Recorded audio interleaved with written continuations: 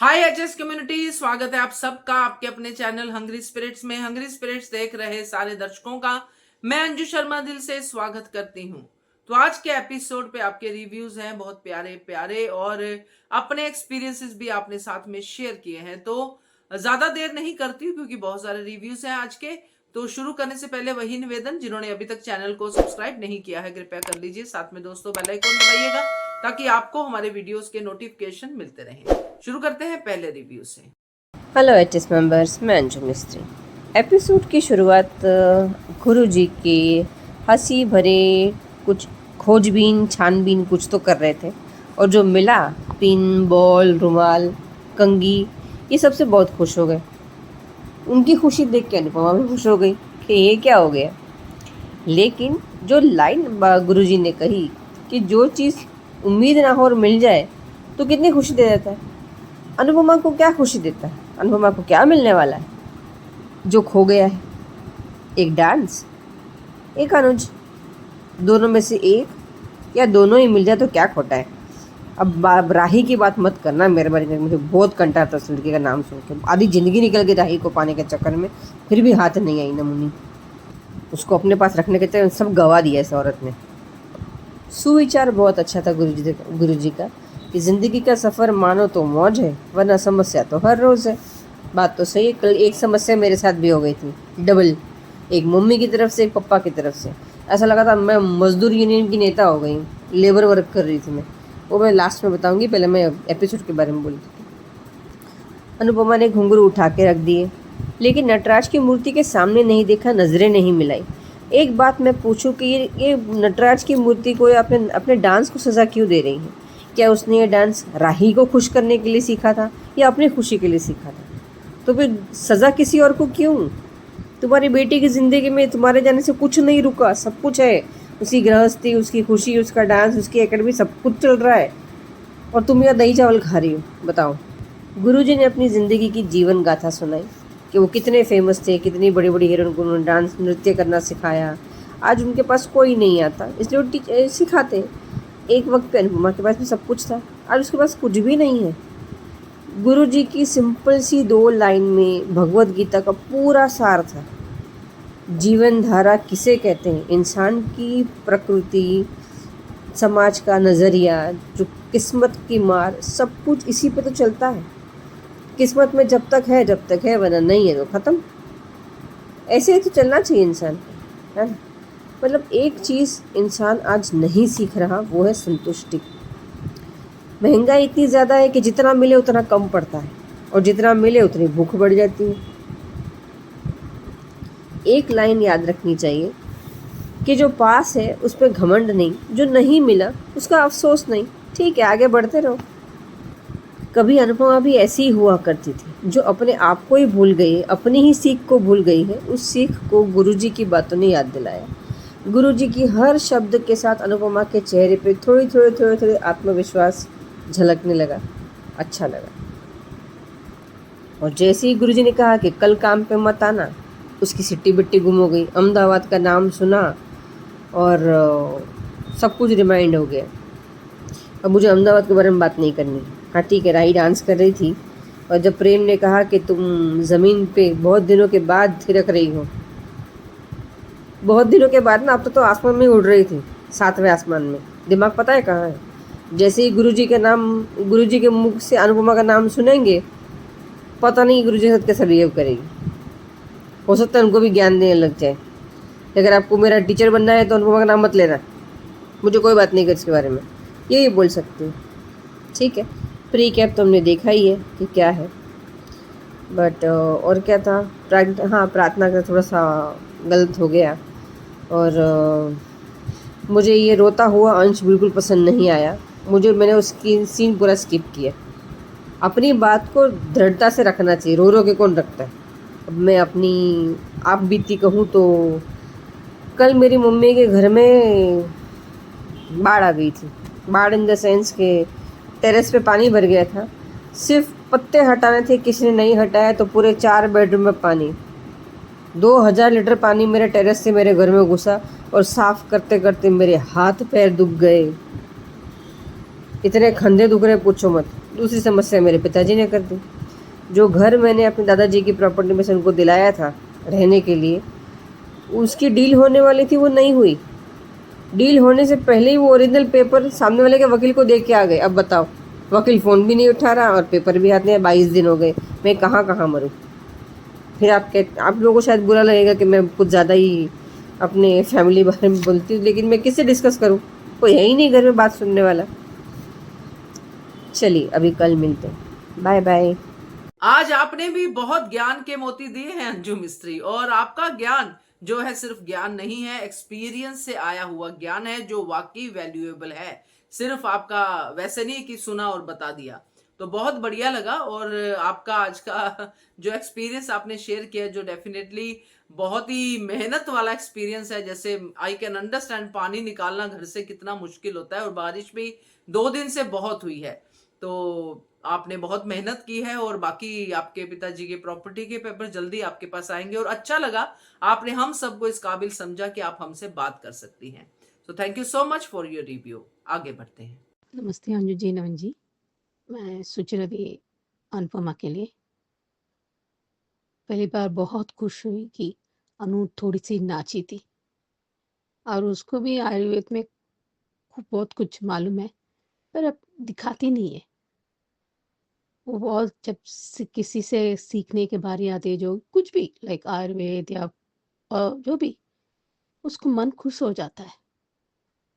और जब कान्हा जी की लीला परंपरा लीला है, जब उसके बक्से में घुंघरू निकल गया, तो कान्हा जी जानबूझ के किया था ताकि उसको एहसास हो, उसकी याद दिलाए वो कहाँ है, कैसी है, नित्य क्या होती है, क्या है।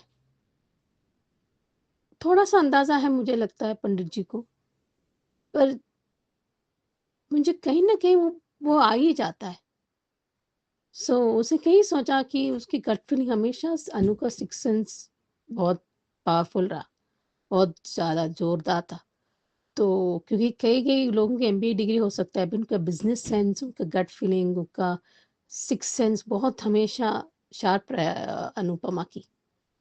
उसने सही समझा कि राही का डांस अकेडमी पर ये लोग इतना प्रोजेक्ट किया अपने आप को कि वो डांस से, नृत्य से इतना चाव नहीं रखते, तो शायद इसलिए उसने छोड़ दिया होगा। जो भी हो, आज उसने थोड़ा सा नाची, बहुत क्या कमाल की नाची, जो भी थोड़ा सा भी हो फिर भी। और जहाँ नीचे उठता है वो ऊपर ही उठता है, जो ऊपर उठता है वो नीचे आना पड़ता है, यही रीत है। जो कदम से कदम चलते हैं वही होते हैं, जो है सो है कहती है ना, वही है। और देखते हैं अभी अंश का। मैं ये तो अंश समर का बेटा है और अनु के पोता है, वो क्यों नहीं। मैं नहीं कहती कि लीलाबा गलत है या सही है, पर एक बात जरूर है कि उसकी तजुर्बा है कि बहुत ये कुछ भी कर सकते हैं। बट मेरा मानना है कि जो बेटी का साथ नहीं देता, जो बेटे का साथ नहीं देता, वो क्या ही किसी का साथ देंगे। और ये भी है कि अंश गलत नहीं है, क्योंकि एक इंसान दूसरे इंसान को मदद करना चाहिए। वो भी अपने पति का सता हुआ है और पेट से है, तो इंसानियत दिखाना चाहिए। ये तो समर का बेटा और अनूप की पोता है, वो ही दिखाएंगे।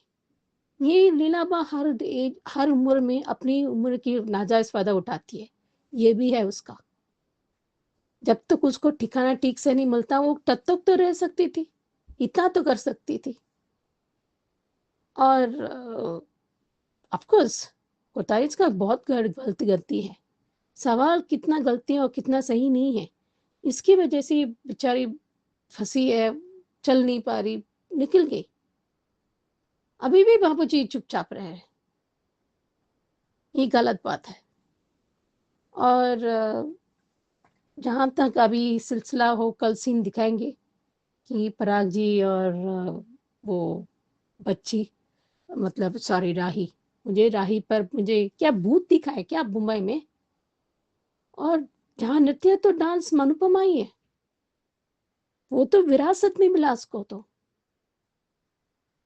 सब एहसान परामर्श है।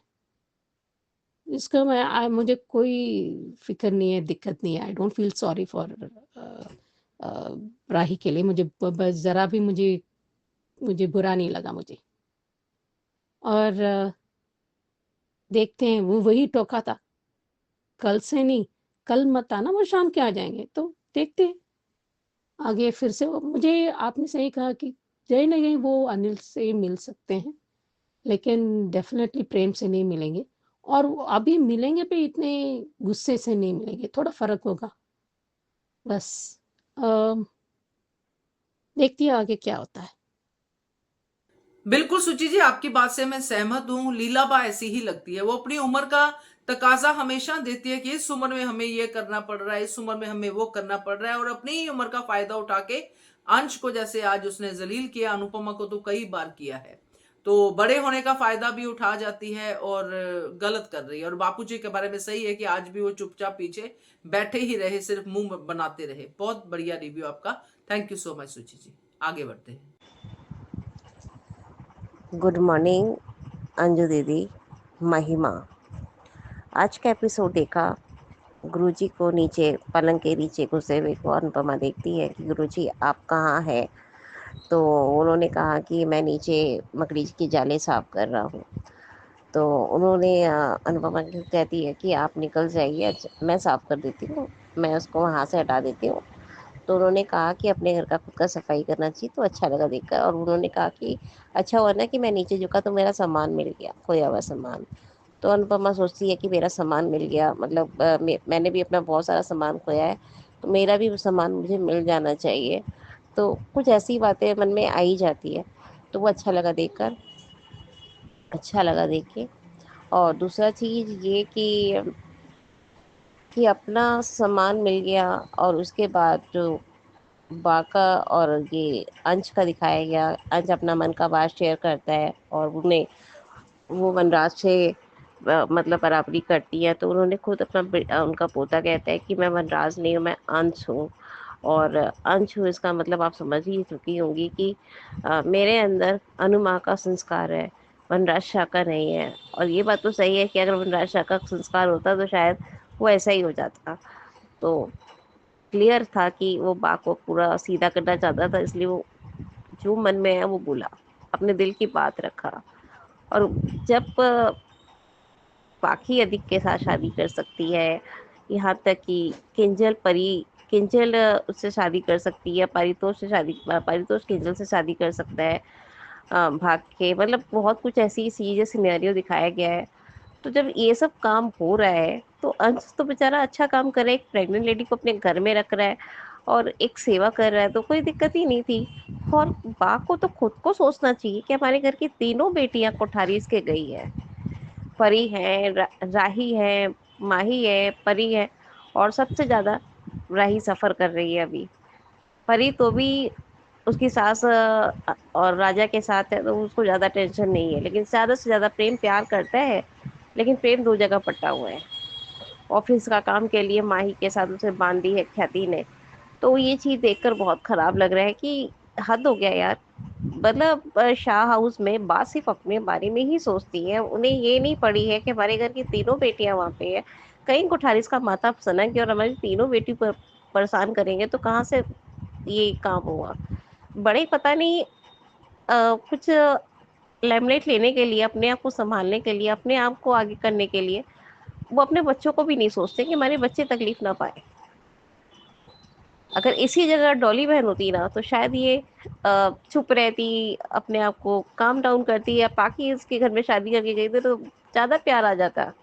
लेकिन पोती है, और पहली बार अनुपमा की बेटी राही है, जिसको छोटी अनु को पसंद तक नहीं करती है, वो सिर्फ पैसे धन दौलत से प्यार करती है।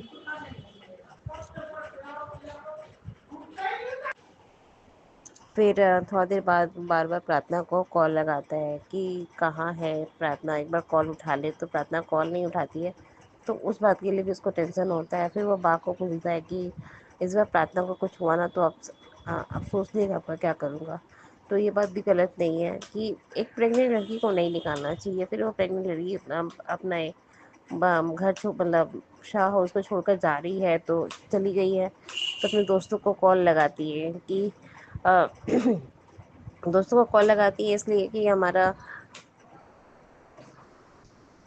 दोस्तों को कॉल लगाने के बाद उसने अच्छे से मतलब सब कुछ, एक लड़की को अपनी उसकी फ्रेंड बोलती है ठीक है तू आजा, मैं तेरा हेल्प करूँगी। तो वो अच्छा लगा देखकर, फिर गौतम उसको अपने गाड़ी में बैठाता है और फिर वो अपने आप को बचाने के लिए वो खुद बाहर वो निकल जाती है और उसे चोट लग जाता है, उसे चोट लग जाता है। और दिखाया गया है कि अब देखते हैं आगे का स्टोरी और क्या होता है। बहुत कुछ ऐसा होने वाला है कि अब इंजॉय होगा। और सबसे ज़्यादा तो हम लोग अनुज कपाड़िया को मिस कर रहे हैं। अब देखते हैं गौरव खन्ना को कब तक एंटर करते हैं। लगता है कि जुलाई में ही एंटर हो जाएगा, क्योंकि ये 3 जुलाई से ऑन एयर हो रहा है, क्योंकि सास थी बहू थी और ज़्यादा प्रेशर हो रखा है राजन साई को एकता कपूर की तरफ से। वो शायद चैनल की तरफ से अपने ऊपर से वजह से शायद परेशान नहीं हुए होंगे। अपने टीआरपी के लिए वो ज़रूर कुछ करेंगे, गौरव को एंट्री ज़रूर कराएंगे। और हम प्लीज़, मैं रिक्वेस्ट कर रही हूँ कि ये गौरव खन्ना आए और अनुज कपाड़िया के रोल में, तो प्लीज़ किसी और से शादी और ये किसी का और का बच्चा ये सब ना दिखाए प्लीज़ यार। ये सब पहले भी श्रुति देख लिया, माया देख लिया, ये अब नहीं देखना है। हाँ, उसका याददाश्त क्या है, वो नहीं याद कर सकता, कुछ अपना ऑफिस का वर्क है, उनका खुद का बड़ा एम्पायर है, ये दिखाए तो अच्छा लगेगा। वो अकेले हैं, लेकिन प्लीज़ यार किसी के साथ मैरिड हो और बच्चा हो ये नहीं देखना है। तो थैंक यू अंजू दीदी, and I love you too. कल के लिए मेरा कुछ कुछ नीचे और ऊपर में मैं मजाक कर लेती हूँ और कुछ बोल देती हूँ, तो प्लीज़ बुरा मत मानिएगा। And thank you most most and most, bye bye. बहुत बढ़िया रिव्यू रिकॉर्ड किया आज महिमा, मजा आ गया, बिल्कुल कोई गलती नहीं आज रिव्यू में। और आपने कहा है जुलाई शुरू में अनुज आ जाएगा, क्योंकि एक और शो शुरू हो रहा है, तो आपके मुंह में घी शक्कर, और अनुज आएगा तो खुशी तो होगी ही सबको। तो थैंक यू सो मच आपके इतनी बढ़िया रिव्यू के लिए। ऐसे ही अपना रिव्यू पूरे ध्यान से, पूरे मन से आप देते रहिए, जैसे आज का दिया है। बहुत बढ़िया, थैंक यू सो मच। आगे बढ़ते हैं। नमस्ते अंजू मैम, नमस्ते नवीन सर और मेरी सभी फ्रेंड्स को रेखा सक्सेना की नमस्ते। आज के एपिसोड में हमें अनुपमा का व्यक्तित्व तो पता ही था, लेकिन आज हमें मनोहर जी का शांत सीधा व्यक्तित्व, जिसमें छल कपट नहीं है, जिनको अपनी मातृभूमि, अपने देश, अपनी मिट्टी, अपना आर्यवैद से प्यार है, और इन सब के अलावा उनको अपने नृत्य से भी बहुत प्यार है। अब अनुपमा एक सही मार्गदर्शक, सही गुरु, सही इंसान के सानिध्य में आ गई है। मालती देवी भी अनुपमा की गुरु माँ थी, लेकिन उसमें घमंड, स्वार्थ और बदला फूट फूट के भरा हुआ था। लेकिन जैसे मालती देवी ने अनुपमा की प्रतिभा को पहचाना, वैसे ही मनोहर जी भी अनुपमा के अंदर एक अच्छी कुक के साथ साथ एक उत्तम दर्जे की डांसर और एक सेल्फलेस महिला को भी पहचानेंगे। और शुरुआत होने लगी है। तभी तो जब कुछ डांसर आई, खाना बनाने के साथ साथ अनुपमा के भी हाथ पैर भी थिरकने लगे। बड़ी मुश्किल से अनुपमा ने कानों में रुई डालकर अपने आप को नाचने से रोका। लेकिन कब तक रोक पाएगी अनुपमा? ये वो कला है जो छुपाए नहीं छुपेगी, और एक दिन रोके नहीं रुकेगी, और वो दिन पास ही होगा। बस एक डायलॉग जो मनोहर जी ने कहा वो दिल को छू गया। वो था, खुशी जब बहुत होती है, जब आप खोई हुई चीज़ की उम्मीद छोड़ दें और वो मिल जाए। हमारे भी मान खो गए हैं, अनुज खो गया है।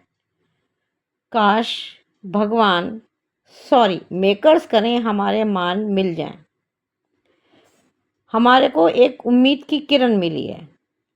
लेकिन आज मनोहर जी छोटी छोटी प्यारी सी बातों पर अनुपमा को हमने खुश होते देखा, तो बहुत अच्छा लगा।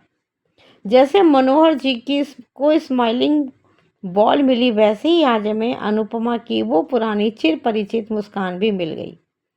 लेकिन अनुपमा को झटका तब लगा जब मनोहर जी ने अहमदाबाद, पराग कोठारी और डांस एकेडमी का नाम फ़ोन पर लिया, और अनुपमा फिर यादों के झंझावात में उलझ गई। आज जो इंसानियत मनोहर जी में दिखी, वही क्वालिटीज़ अनुपमा में है। लेकिन इतना भी लगा कि इतने पुरस्कार, इतना मान सम्मान मिलने के बाद भी शायद मनोहर जी अकेले हैं। लेकिन अपने आप में वे बहुत खुश हैं।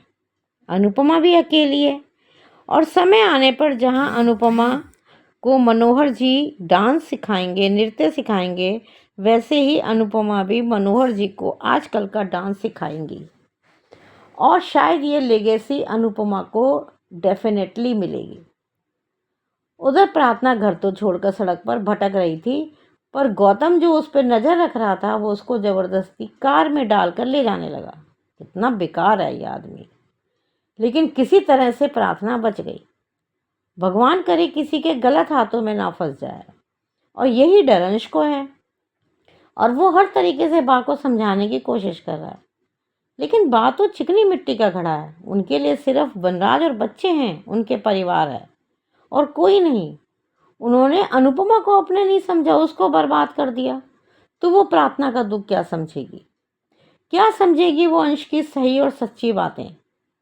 क्या अंश को हक नहीं कि वो किसी दुखियारी दोस्त को अपने घर रखे?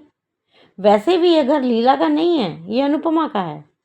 वनराज भी तो काव्या को घर लेकर आया था, तो ये तो पुरानी परंपरा है। लेकिन लीला पोते की बात को इग्नोर कर रही है। अगर किसी दिन पोते ने अंश ने इग्नोर कर दिया तो देखते हैं तुम्हें कौन पालता है, पाखी या तोशो। दोनों ही निकम्मे हैं। उधर राही बहुत लगन से डांस कर रही है और तभी प्रेम की एंट्री। और प्रेम राही को डांस करते देखकर खुश, और उसको कहता है कि अगर डांस करके खुशी मिलती है तो वही करो, घर के काम कोई और कर लेगा। जब प्रेम इतना अंडरस्टैंडिंग रखता है, इतना समझदार है, तो अनुपमा को क्यों नहीं समझ पा रहा? और राही को अगर अनुपमा मुंबई में मिली थी तो उसने प्रेम को क्यों नहीं बताया? कम से कम ये तो पता चलता कि प्रेम गुस्सा हो रहा है या इस बात को इग्नोर कर रहा है या शांत भाव से उसकी बात सुन रहा है।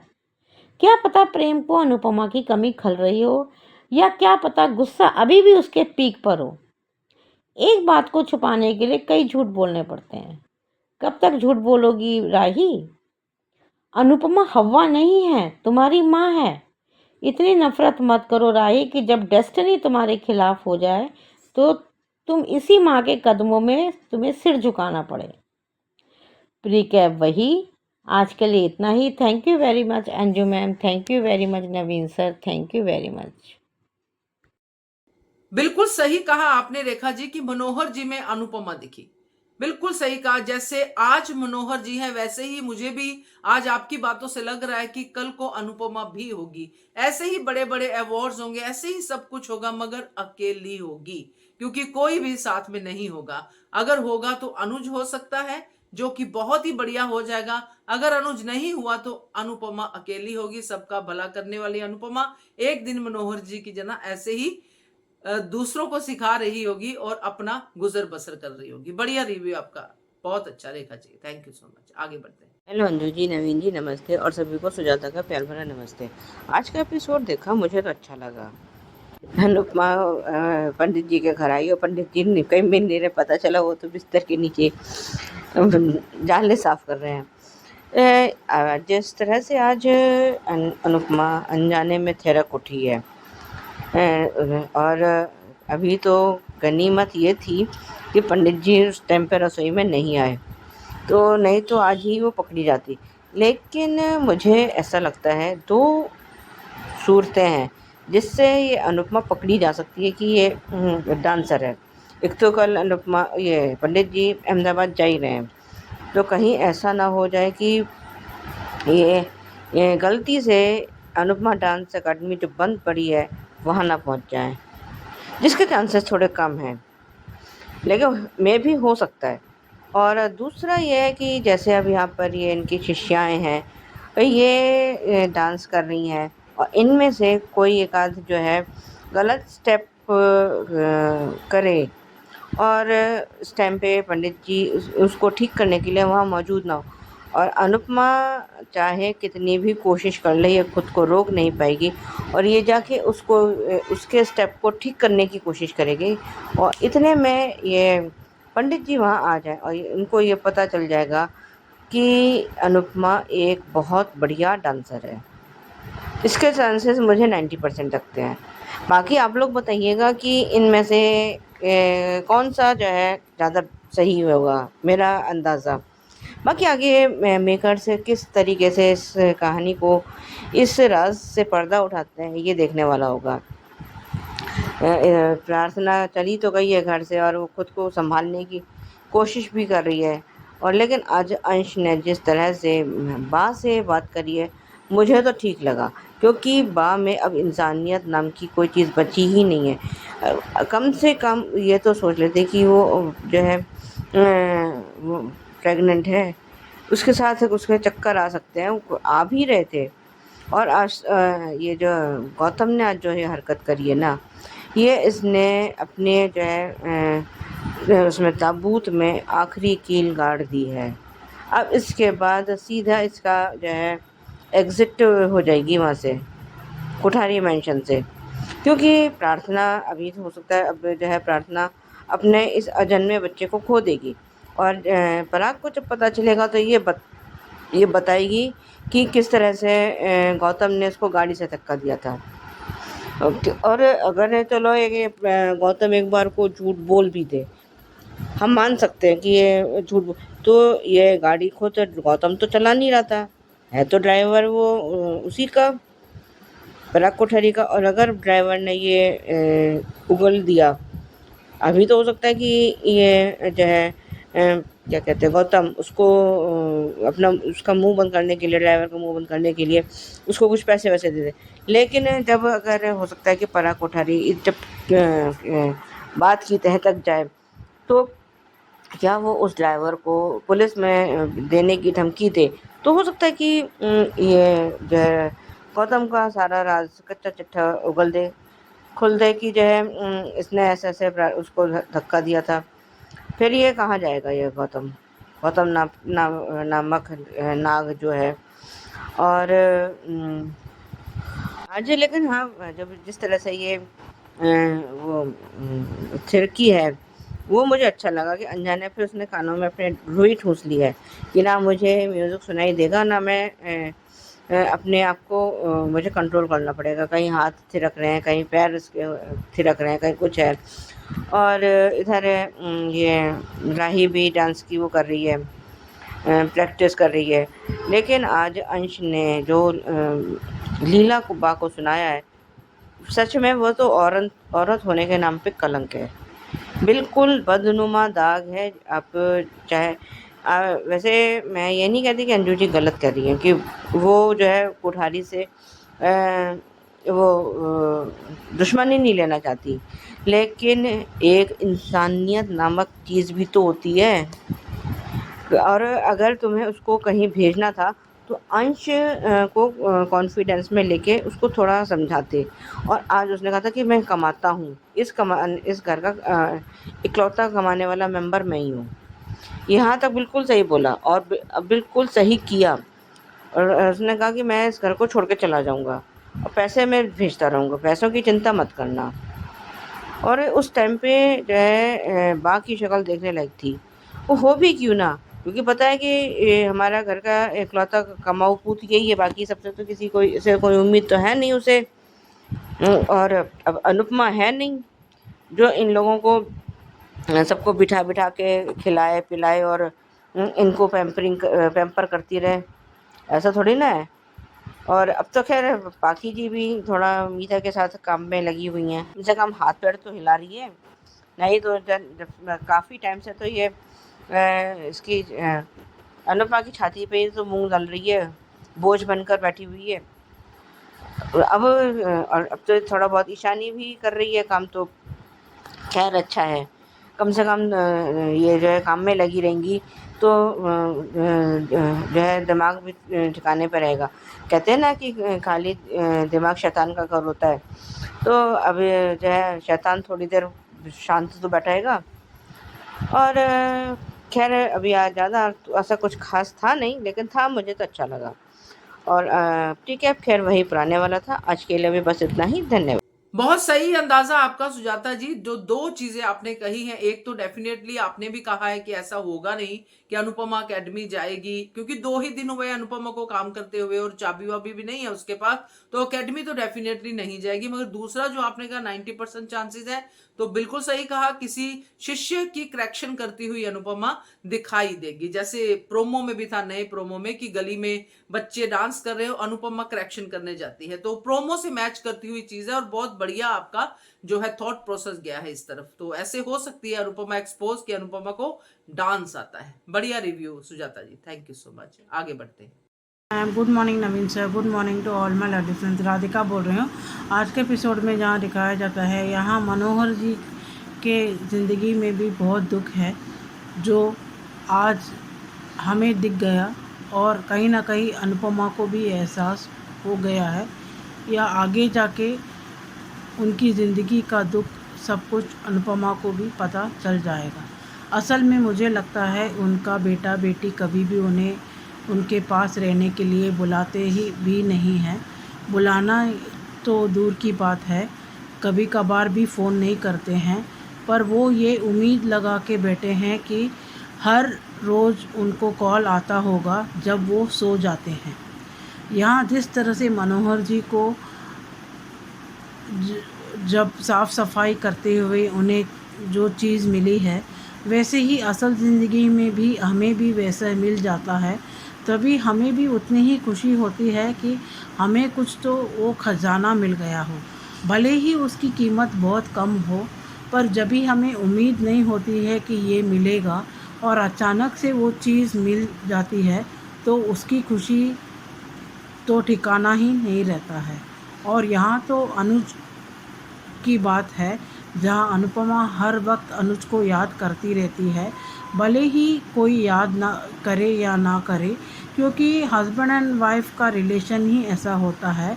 और यहाँ तो अनुज और अनुपमा तो एक यूनिक कपल है, जहाँ एक दूसरे से वो बहुत प्यार और इज्जत भी करते थे। भले ही उनके बीच दूरियां आए, पर कभी भी उन्होंने एक दूसरे को डिसरेस्पेक्ट नहीं किया है। यहाँ जिस तरह से बा का बर्ताव था प्रार्थना के लिए, मुझे बहुत ही बुरा लगा, क्योंकि एक इंसानियत तो दिखानी चाहिए थी। जब ये पता है कि एक अकेली लड़की है, वो जो लड़की है वो कोठारी की बेटी है, और जहाँ आपकी पोती और दो बेटियां उसी घर में ब्याह के गई हैं, और जिस हालात में प्रार्थना को बा ने निकाला है, बहुत ही गलत किया है बा ने। एक इंसानियत तो दिखानी चाहिए थी। जब तक उसे एक सेफ ठिकाना नहीं मिलता था, तब तक तो उसे रुकने के लिए इजाज़त देनी चाहिए थी। आज अंश को देख के भी बहुत ही दुख हुआ, जिस तरह से वो फंस चुका है इन सब इतने ही कम उम्र में अपने सपनों को मारते हुए, इन सब को पेट पालने के लिए, और इन जैसे एहसान फरामोश के लिए वो अपने सपनों को भी भूल जा रहा है, क्योंकि उसे काम करना ज़रूरी है, क्योंकि वो अकेला एक शख्स है उसके घर में जो कमा के इन सब को, इन एहसान फरामोश को खिला रहा है।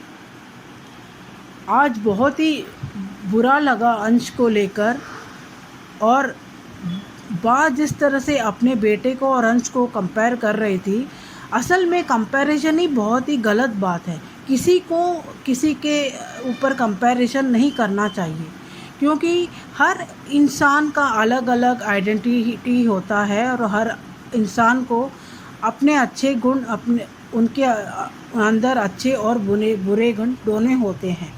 असल में बुरे गुण को लोग जल्दी अट्रैक्ट हो जाते हैं, और दूसरे के बुरे गुण अच्छे जल्दी से सीख लेते हैं, क्योंकि अच्छाई सीखने को वक्त भी लगता है और बहुत मेहनत भी होती है। जहां आजकल कोई मेहनत नहीं करना चाहता है, और कोई किसी के पास भी टाइम भी नहीं है, सब कुछ उन्हें इंस्टेंट चाहिए। और आजकल के बच्चों में तो इमोशनल उनके डिक्शनरी में होता ही नहीं है। जहाँ माँ बाप कभी भी थोड़ा बहुत इमोशनली बात कर ले तभी भी उन्हें लगता है कि ये ड्रामा कर रहे हैं। यहाँ जिस तरह से राही प्रेम को मना करती है मुंबई जाने के लिए, और जो बात वो छुपा रही है बहुत बड़ी गलती कर रही है। ये बात बता सकती है कि मैं उस दिन मम्मी से मिली थी अचानक से, जहाँ वही इसके वजह से ही मैं वहाँ रुकना नहीं चाहती थी।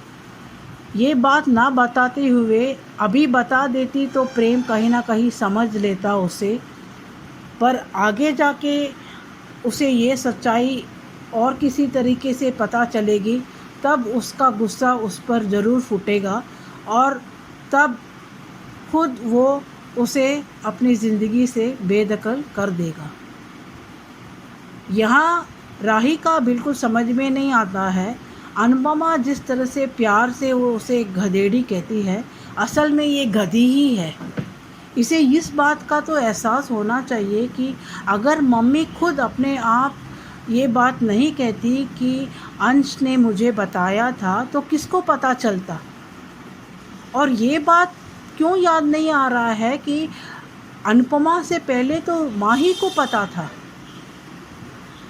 और जब सब लोग अनुपमा को दोषारोप करते हैं, कम से कम मन में तो अनुपमा के लिए प्यार और गलतफहमी नहीं होनी चाहिए राही को। पर ये राही क्या सोचती है, क्या समझती है, समझ में नहीं आ रहा है। शायद उसको डॉक्टर की बहुत ही ज़्यादा ज़रूरत है, क्योंकि असल में बाद में जब ये धक्के मार के निकलेगी घर से, तब ये मम्मी ही उसे संभालेगी, क्योंकि वो इतना टूट के बिखर जाएगी। आज जिस परिवार के लिए वो इतना सब कुछ कर रही है, वही परिवार का एक शख्स भी उसका सपोर्ट में नहीं होगा जब ये बात सामने आएगी कि राही ने ये बात छुपाई है। जिस तरह से अनुपमा की आर्यन की बात भी इतनी बड़ी बात नहीं थी, क्योंकि एक रात पहले ही उसे पता चला था, और यहाँ तो इतनी छोटी बात है कि ये अचानक से मुंबई गए थे और अचानक से अनुपमा को राही मिल गई थी। तो ये बताने में इतनी क्या छुपाना है, समझ में नहीं आ रहा है। बिल्कुल राधिका, अनुज अनुपमा यूनिक कपल, यस, इसीलिए इतने पॉपुलर हैं। हर कोई चाहता है कि मुझे अनुज जैसा पति मिले, इतना केयरिंग, इतना ज्यादा प्यार करने वाला, क्योंकि हर महिला कहीं ना कहीं इसी चीज को जो है अपने जीवन में कमी समझती है।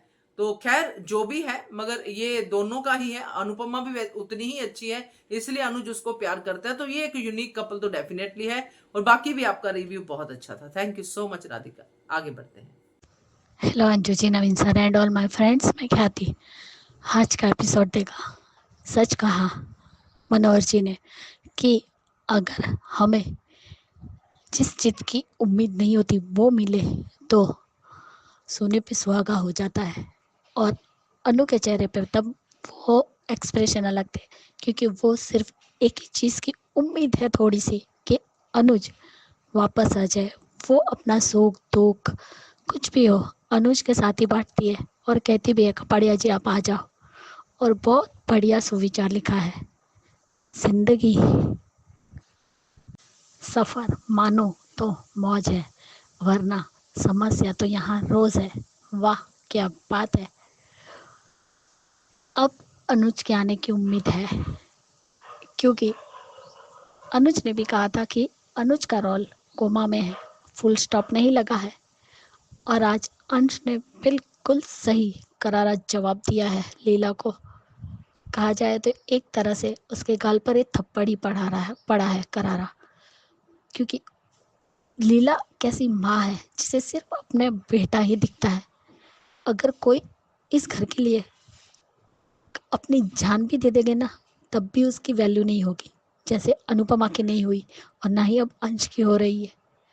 आज बिल्कुल सही कहा अंश ने कि उसे गेमिंग में अपना पैशन छोड़कर मन मार कर जॉब करनी पड़ी। किस लिए? घर के लिए। लेकिन फिर भी वो कंप्लेन नहीं कर रहा है। एक बिन माँ बाप का बच्चा बड़ा हो रहा है और वो सिर्फ एक ही सहारा था, उसकी एक दादी, जो वो भी चली गई।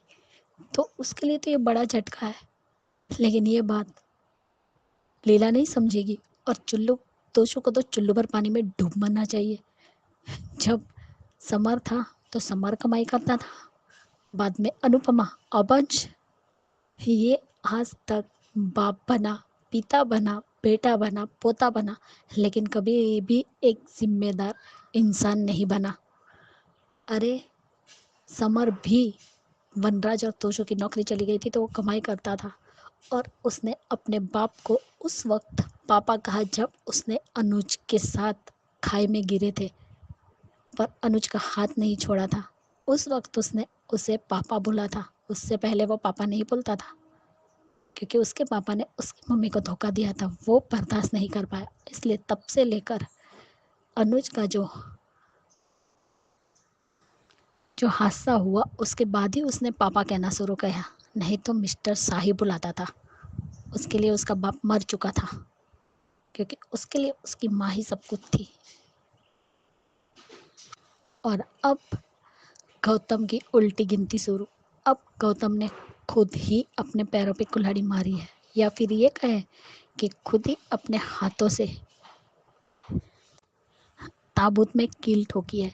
उसने जो प्रार्थना को जबरदस्ती गाड़ी में बिठाया और प्रार्थना को डर लगा इसलिए वो कूद गई, और खुदा न खास्ता अगर उसका मिस कैरेज हुआ तो ये गौतम पे बहुत भारी पड़ेगा, क्योंकि ये तो सबसे बड़ा प्रूफ होगा कि उसने प्रार्थना के साथ गलत किया है, और ये उसके केस को भी जितवा सकता है।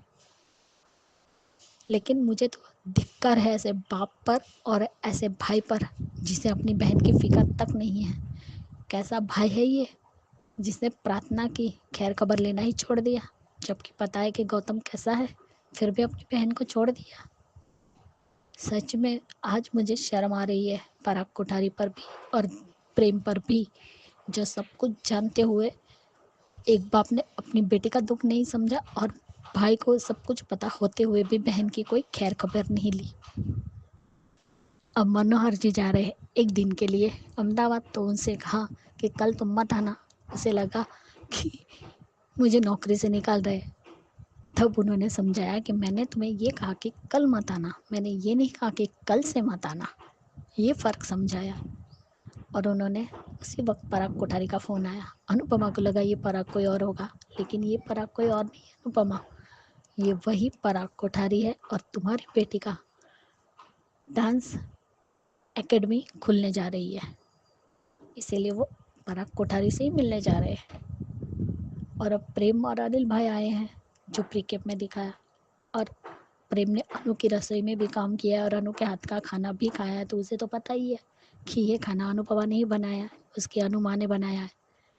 और यहाँ पे राही जैसी इडियट लड़की तो और कोई नहीं हो सकती। क्यों डांट खाने वाले काम करती है राही। उसके इस बिहेवियर से प्रेम को शक हो रहा है, और वो कहता है कि कुछ हुआ है क्या, तुम मुंबई के नाम से ऐसे रिएक्ट क्यों करती हो। और वो खाना खाएगा तो वो समझ तो जाएगा कि मुंबई में अनुपमा है, जिसकी वजह से राही का ये बिहेवियर है। खुद ही अपने पैर पे कुल्हाड़ी मारने का काम करती है पागल लड़की। और लीला बहुत पछताएगी ये जो उसने हरकत की है ना, जिसकी वजह से आज प्रार्थना का मिसकैरेज हुआ है। एक बार पता लगने दो कि वो हॉस्पिटल में और उसके साथ क्या हुआ है। पंडित जी ने सही कहा कि हमें खुशी तब होती है जब हमारी खोई हुई चीज़ मिल जाती है, जिसकी हमने उम्मीद भी नहीं की होती है। और उससे ज़्यादा खुशी तब होती है कि जिस चीज़ की हम उम्मीद छोड़ देते हैं वो पूरी हो जाती है। आज जो ये उम्मीद लगी कि जो पुरानी खोई हुई चीज़ मिल जाएगी, तो बहुत खुशी होती है। सौतेली माँ ख्याति और पराग भी है और वसुंधरा भी है। अगर प्रेम चाहता तो प्रार्थना को अपने पास रख सकता था, प्रेम और राही मिलकर प्रार्थना को। बिल्कुल सही कहा आपने ख्याति जी कि जहां पे अनुपमा की कदर नहीं हुई वहां पे अंश की क्या ही होगी। और ये वही घर है जहां पे जो करता है, कमाई लाके देता है, उसकी कदर नहीं होती है। तोशु जैसों की होती है, जो ना पिता बन सका, ना पोता बन सका, ना पति बन सका, और ना ही जिम्मेदार इंसान। तो बहुत अच्छे से आपने इस पूरे पॉइंट को कवर किया है। बढ़िया रिव्यू ख्याति जी, थैंक यू सो मच। ये थे दोस्तों आज के रिव्यूज, और अब सुनाती हूँ आपको ये रिश्ता क्या कहलाता है के रिव्यूज। नमस्ते अंजू जी, नवीन जी। मैं सोच रही हूँ ये रिश्ता क्या कहलाता के लिए क्या कहूँ, समझती हूँ। प्यार अर्पण होते है, त्याग होती है, सब कुछ होता है। जब किसी से प्यार होते हैं उनकी आंखों में आंसू नहीं आने देते, लेकिन ये बहुत ज्यादा ही हो रहा है। अरमान को गुनाहों की वजह से माया को अपनी माँ के बारे में नहीं बिताया। ये इंसान कहने के भी लायक नहीं है। खुद के गुनाहों की वजह से 3 जिंदगियां बर्बाद कर चुका है, और कई जिंदगियां के भी जुड़े हैं। क्योंकि एक इंसान माँ, पिता, बहन, भाई, बीवी सब होते हैं, लेकिन इसको क्या है, अगर वाकई माया से प्यार करता है तो अपनी माँ के बारे में क्यों नहीं बताता। वो तो बहुत समझदार है, छोटी सी बच्चे को नहीं बता सकती। ये भी थोड़ी बहुत ज्यादा उम्र नहीं है, इसलिए बहुत बड़े बड़े सीन्स उसके करवाए गए हैं, और माँ के बारे में एक शब्द भी नहीं। Really seriously. और शादी करने वाला है। अब जब वो तलाक के कागजात आएंगे ना, तब पूरा पता चलेगा। वो मायना बहुत क्लियर है, बिल्कुल अबीरा की बेटी है। जब उस एक माँ अपने बच्चे को बचाती है तो एक माँ करती है जैसे गीतांजलि, भरपूर प्यार करती है। गीतांजलि नहीं पूछती क्या हुआ क्या हुआ, एक बार 2 बार बस पूछा, बस क्यों नहीं पता करती। पूरी बात को इंसान के बारे में तो पता चलना चाहिए ना। पागल आदमी की तरह वो चाहते रहता है। और और विद्या तो कमाल है। क्या कर सकते हैं, जो 7 साल अपने नहीं आना चाहता था, अगर आना चाहता उसको तो पता है कहाँ है, पता कर सकते हैं। उधर पर आने से उसके बाद पता कर सकता है अपनी दोस्तों के जरिया। जब की किले को कर पाता था तो जब तो कहाँ से नहीं आ पाता था फिर। मुझे ये समझ में नहीं आ रहा। मुझे अमेरिका पता नहीं है, क्योंकि वो माउंट आबू में है। ये बहुत गलत है। वो दादी साहब सही कहती है, विद्या तो पागल है। अभी यार देखो, पता कर लिया अभी रानी 2 मिनट में एड्रेस का पता कर लिया, वो जाएगी और देखेगी, और जो उसके सामने आया तो वही समझेगी। इसमें कोई गलत बात नहीं है। आबिरा में क्या है क्या नहीं है, तो वो अरमान इतना भी गलत सोच रहा है। अगर उस टाइम उसने नहीं बचाती, वो उसी टाइम भूखी मर जाती, मायरा मर जाती। दोनों माँओं के आशीर्वाद के से ये बच्ची जिंदा है, और अरमान ही इंसान कहने के भी लिए लायक नहीं है, वकालत से बहुत दूर। आगे देखते हैं क्या होता है। हेलो अंजू जी, नवीन जी नमस्ते, और सभी को सुजाता का प्यार भरा नमस्ते। आज का एपिसोड देखा, अच्छा था। और ये अभीरा को भी ये पता चल गया कि कावेरी पुत्र अरमान से मिली है, और वो बार बार कह रही। और अब तो अभीरा भी कन्विंस हो गई है कि जो है अरमान उससे कभी मिलना चाहता ही नहीं था। और आज तो दादी साहब का एक एक शब्द सच था कि उसने कभी अभीरा से प्यार किया ही नहीं। अगर अभीरा से उसको प्यार होता तो कम से कम 7 सालों में एक बार तो अभीरा की याद आती, कभी तो उसका मन उससे मिलने के लिए तड़पता, कभी तो उससे बात करने की वो कोशिश करता। आज भी तो जैसे उसने फ़ोन किया और अभीरा उसकी खामोशी को भी पहचान गई। लेकिन क्या कभी अरमान ने जो है ऐसा समझा है कि दूसरी तरफ अभीरा है, और विद्या बार बार उसको कावेरी पोद्दार को मना किया जा रही है कि ये अब गलत कर रही हैं, आप तीसरी बार। भले ही जो है ये कावेरी पुत्र का तीसरी बार तलाक का वो है करवा रही है इन लोगों का, लेकिन जो है इस वक्त कावेरी पुत्र गलत नहीं है, बिल्कुल सही है, इस ट्रैक पे जा रही है। और अभी अभीरा इसका अरमान का क्यों इंतज़ार करे, किस लिए? मतलब एक बार फिर जिससे अरमान अभीरा की ज़िंदगी में आए और फिर इसको दर्द देके चला जाए। मतलब कोई कहीं तक कोई तो जो है वो कहीं तो रुके। इस मतलब कितना और ये दुख पहुंचाएगा, कितना ये अभीरा की आत्मा को छलनी करेगा बार बार बार बार। और ये कभी सोचता नहीं है कि जो है मैं अपने जो बोलता हूँ और जो मैं कुछ कहता हूँ किसी से, तो उससे दूसरे की आत्मा को चोट भी पहुंच सकती है। सच में अरमान तो बहुत ज़्यादा सेल्फिश है। और उसकी मायरा की तबीयत बहुत ज़्यादा वो है, और वो क्या कहते हैं उसका सर्जरी करनी पड़ी है। और उधर उसकी गीतांजलि की भी तबीयत कुछ ज़्यादा ही ख़राब है। और इधर अभीरा अपनी जो है फ्रस्ट्रेशन निकाल रही है, कुछ वो कर रही है, लिख रही है, तो देखा है तो अरमान अभीरा लिखा हुआ है और उसके हाथ में इवन चोट भी लग गई है। तो जब वो उसको काटने चलती है तब तक वहाँ पे विद्या भी आ गई है और उसने कहा भी है कि ये मायरा भी तो मुझे जो है बिना बाय बोले चली गई। मतलब मैं तो बहुत जो है सॉलिड अनलकी हूँ, मनहूस हूँ, जो उसने शायद अपने आप को कुछ ऐसे ही बोला है। और वो कह रहे कि मासा की बातों का बुरा मत मानो, तो क्यों ना वो बुरा मानने वाली तो बात कोई है ही नहीं, क्योंकि आज कावेरी पुत्र बिल्कुल भी गलत है ही नहीं, कहीं से भी गलत नहीं है। वो उसका दर्द उसकी आंखों में दिख रहा है कावेरी पुत्र को, जो कि शायद विद्या नहीं देख पा रही है। उसके मन में भी अभी भी अरमान के लिए ही प्यार है। वो रह भले ही जो है इसके साथ रही है, अभीरा के साथ रह रही है, पर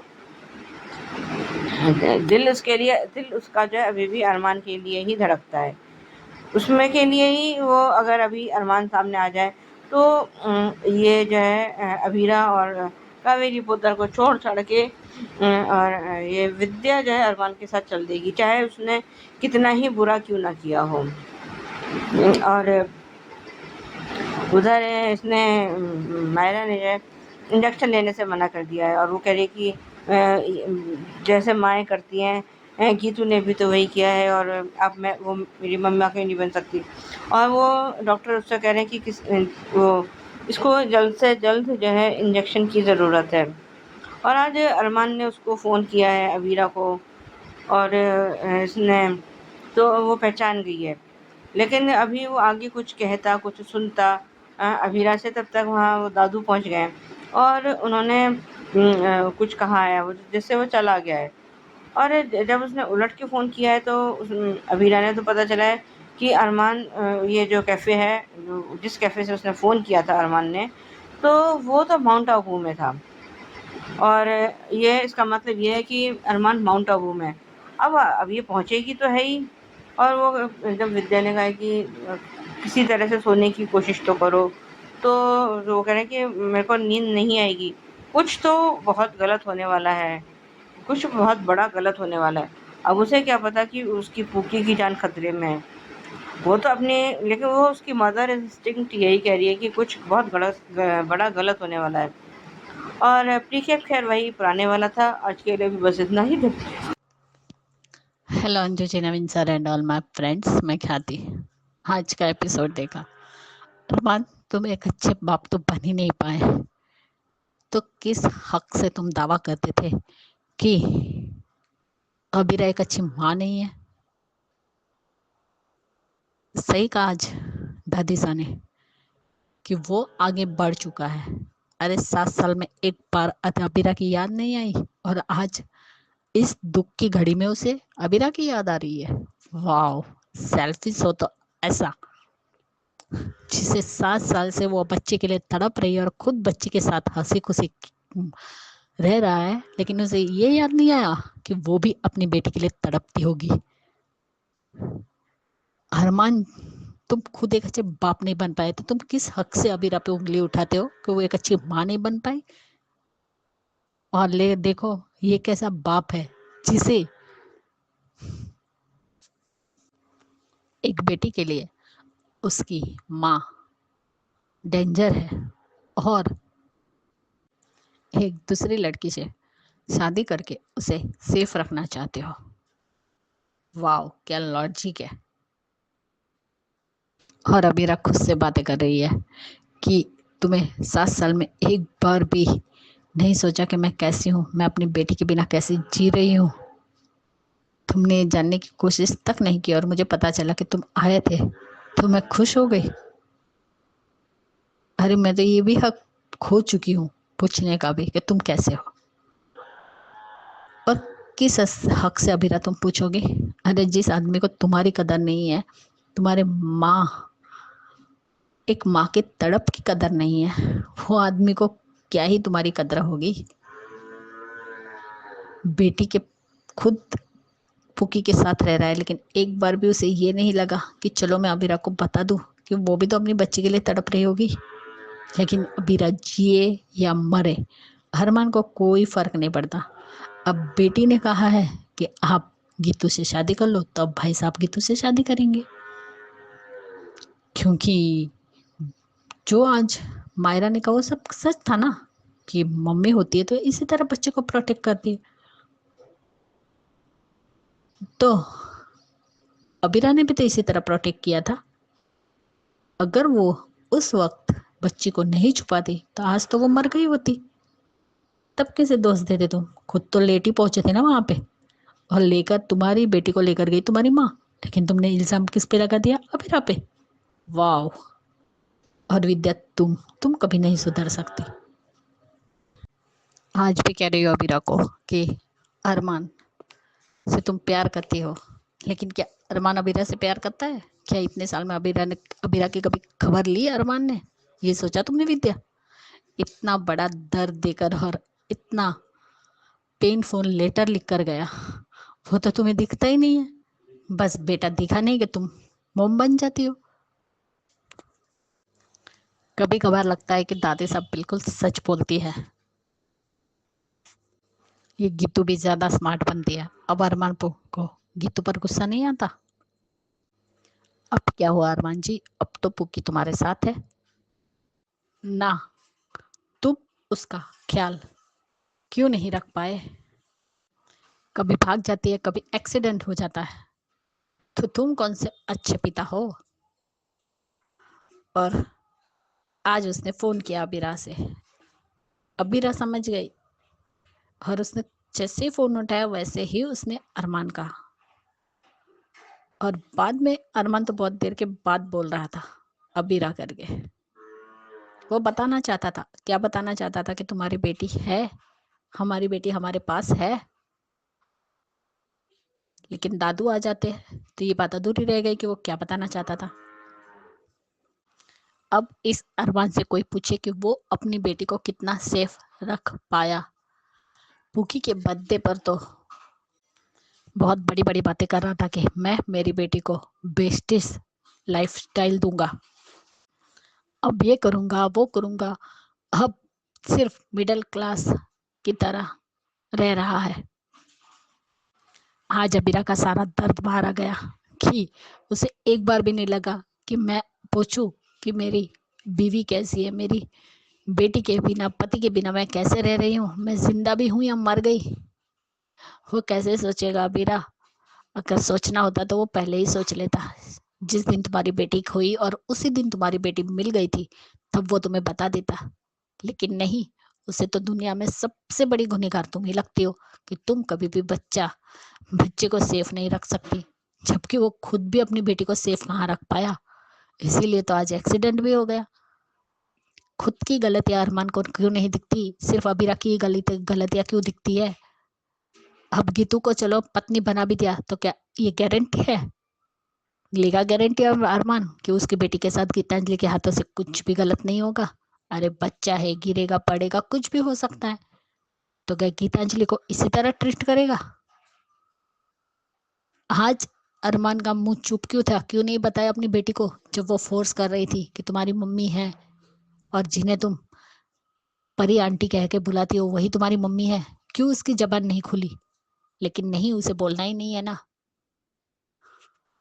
और अबीरा ने पलट के फोन किया, तब जाके पता चला कि ये माउंट आबू का नंबर है, जो होटल रेस्टोरेंट का कैफे का नाम बताया। अब अबीरा जाएगी तभी उसे पता चलेगा कि वो शादी कर रहा है, इसलिए वो डाइवोर्स पेपर पे साइन करेगी और उसे भेजेगी। थैंक यू सो मच आप सबका, सुचि जी, ख्याति जी और सुजाता जी, ये रिश्ता क्या कहलाता है के लिए। तो ज्यादा समय नहीं लूंगी, एपिसोड ऑलरेडी बहुत लंबा है, तो बाय बाय बोलूंगी और थैंक यू बोलूंगी आप सबको आपके रिव्यूज के लिए। धन्यवाद और देखते रहिए channel hungry spirits. Thank you so much. Subscribe to our channel by clicking the subscribe button. Click the bell button and enjoy the latest uploads from our channel.